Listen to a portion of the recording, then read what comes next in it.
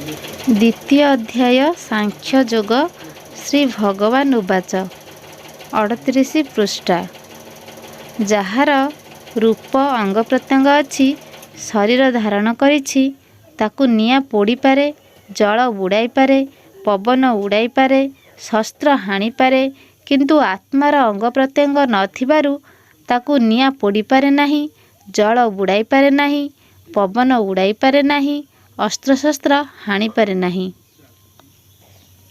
ଅଙ୍ଗ ପ୍ରତ୍ୟଙ୍ଗ ରୂପ ଯାର, ଦଗ୍ଧ କରେ ବସାନର, ଜଳ ଯେ ବୁଡ଼ାଇ ମାରଇ, ପବନ ଉଡ଼ାଇ ନିଅଇ, ଶସ୍ତ୍ର ଯେ ଛେଦନ କରଇ, ଦେହି ପକ୍ଷରେ ଘଟଇ, ଆତ୍ମାର ଦେହ ନାହିଁ ଯେଣୁ, ଅଗ୍ନି ଦହି ନ ପାରେ ତେଣୁ, ଜଳ ବୁଡ଼ାଇ ନ ପାରଇ, ପବନ ନ ପାରେ ଉଡ଼ାଇ, ଅସ୍ତ୍ର ଯେ ହାଣି ନ ପାରଇ, ତେଣୁ ଅବିନାଶୀ ଅଟଇ, ଏ ଆତ୍ମା ଅଛେଦ୍ୟ ଦାହ୍ୟ, ଶୁଷ୍କ ଆର୍ଦ୍ର ଯେହି ନୁହଁ, ସର୍ବବ୍ୟାପୀ ଏ ସ୍ଥିର ନିତ୍ୟ, ଅଚଳ ଅଟଳ ସତ,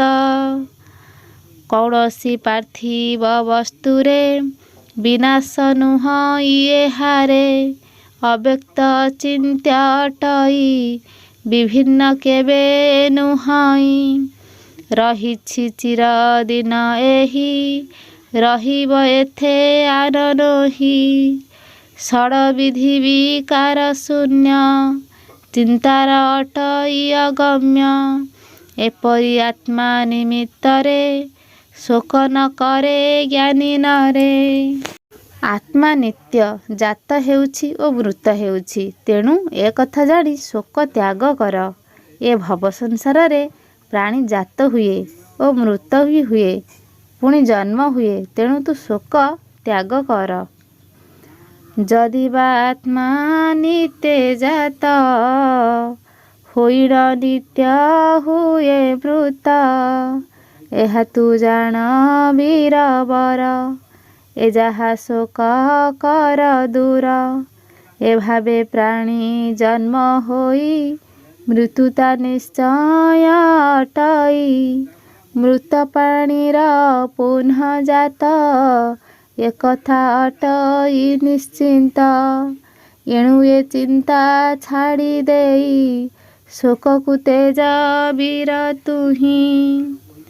ହେ ଭାରତ ବଂଶ ଅର୍ଜୁନ, ପଞ୍ଚଭୂତରେ ଏ ଗଠନ, ଏ ଭୂତ ଜନମ ପୂର୍ବରେ, ପୁଣି ଏ ମରଣର ପରେ, କାହୁଁ ଆସଇ କେଣେ ଯାଏ, ଏହା ତ ଜାଣିବାର ନୁହେଁ, ଦେହ ଧାରଣ କାଳେ କାଳେ, ପ୍ରକାଶ ହୁଏ ସୟଳେ, କ୍ଷିତି ଆପତେ ଯମରୁତ, ବ୍ୟମ ସହିତେ ପଞ୍ଚଭୂତ, ଏଣୁ ଏ ଭୂତ ପାଇଁ ବୀର, କିଞ୍ଚିତ ଦୁଃଖ ତୁ ନ କର।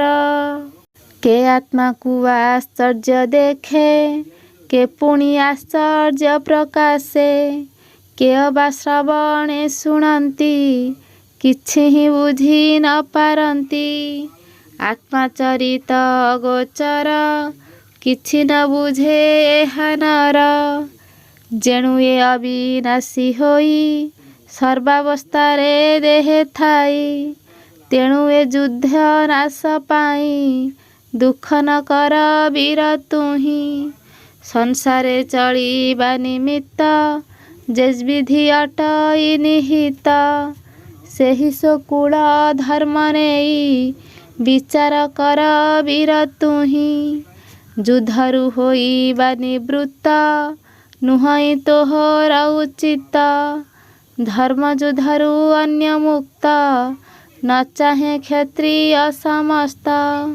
ଅକସ୍ମାତ ଏ ଉପସ୍ଥିତ, ବିନା କଷ୍ଟରେ ସ୍ୱର୍ଗ ପ୍ରାପ୍ତ, ଏପରି ଯୁଦ୍ଧ ଭାଗ୍ୟବାନ, କ୍ଷତ୍ରିୟ ମିଳଇ ଅର୍ଜୁନ, ଏ ସ୍ୱର୍ଗ ମୁକୁଳିତ ଦ୍ୱାର, ଏଥେ ତୁ ପଶ ପାର୍ଥବୀର।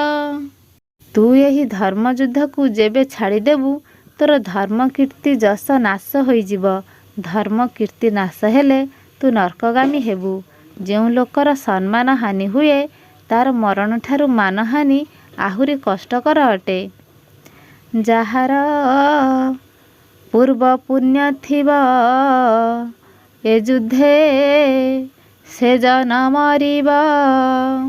ଏ ଧର୍ମ ଯୁଦ୍ଧୁ ଯେବେ କ୍ଷତ ହୋଇବୁ ସରିବ ମହତ। ତୋ ଧର୍ମ କୀର୍ତ୍ତି ନାଶ ଯିବ ପାପ ଯେ ତୋତେ ଗିରାସିବ। ଅନନ୍ତ କାଳର ପର୍ଯ୍ୟନ୍ତ ତୋ ନିନ୍ଦା ଘୋଷିବ ଜଗତ। ନିନ୍ଦା ଯେ ସମ୍ମାନ ବ୍ୟକ୍ତିର ମରଣୁ ବଳି କ୍ଲେଶକର। ଯାହାଙ୍କ ଠାରୁ ବହୁମାନ୍ୟ ପାଉଣ ଥିଲୁ ତୁ ଅର୍ଜୁନ। ଯେବେ ତୁ ଯୁଦ୍ଧ ନ କରିବୁ ନିନ୍ଦିବେ ଅଯଶ ପାଇବୁ। କ୍ଷତ୍ରିୟ ନିନ୍ଦିବେ ବହୁତ ଶୁଣି ତୁ ରହିବୁ କେମନ୍ତ। ପୁଣି ତୁମ୍ଭର ଶତ୍ରୁମାନେ ତୁମ୍ଭ ସମର୍ଥକୁ ନିନ୍ଦନେ। କହିବେ ନାନା କଟୁବାଣୀ ଏଥୁ କି ଦୁଃଖ ଅଛି ପୁଣି।